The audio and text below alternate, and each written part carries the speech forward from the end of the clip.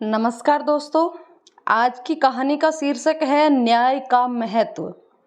तो चलिए कहानी शुरू करते हैं। एक राजा था जिसे शिल्प कला अत्यंत प्रिय थी। वह मूर्तियों की खोज में देश प्रदेश जाया करता था।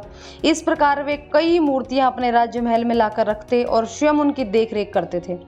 सभी मूर्तियों में उन्हें 3 मूर्तियां जान से भी ज़्यादा प्यारी थी।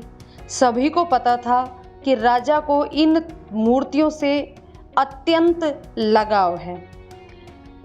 एक दिन एक सेवक इन मूर्तियों की सफाई कर रहा था, तभी गलती से उनके हाथों से एक मूर्ति टूट गई। जब राजा को यह बात पता चली तो उन्हें बहुत क्रोध आया और उन्होंने उस सेवक को मृत्यु दंड दे दिया। सजा के सुनने के बाद सेवक ने अन्य 2 मूर्तियों को भी तोड़ दिया। यह देख करके सभी को बड़ा आश्चर्य हुआ। राजा ने उस सेवक से इसका कारण पूछा। तब उस सेवक ने कहा, महाराज क्षमा करना, यह मूर्तियां मिट्टी की बनी है, अत्यंत ही नाजुक है।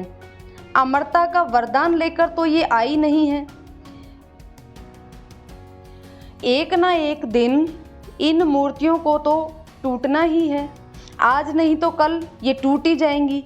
अगर मेरे जैसे किसी प्राणी से टूट जाती हैं तो उसे अकारण ही मृत्यु दंड का भागी बनना पड़ेगा। मुझे तो मृत्यु दंड मिल ही चुका है, इसलिए मैंने ही अन्य दोनों मूर्तियों को तोड़ करके उन 2 व्यक्तियों की जान बचा ली। यह सुनकर के राजा की आंखें खुल गई और उन्हें अपनी गलती का एहसास हुआ और उसने जो सेवक को सजा दी उस सजा से उसको मुक्त कर दिया। तो इस कहानी से हमें क्या शिक्षा मिली? तो कहानी से हमें शिक्षा मिलती है कि इस तरह सेवक ने सिखाया कि सांसों का मूल्य क्या है।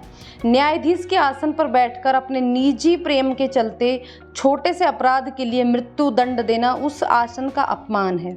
एक उच्च आसन पर बैठकर हमेशा उसका आदर करना चाहिए। राजा हो या कोई भी, अगर उन्हें न्याय करने के लिए चुना गया है तो उसे न्याय के महत्व को समझना ही चाहिए। कमेंट करके बताइए कि कहानी आपको कैसी लगी। यदि कहानी पसंद आई हो तो इसे लाइक और शेयर करें।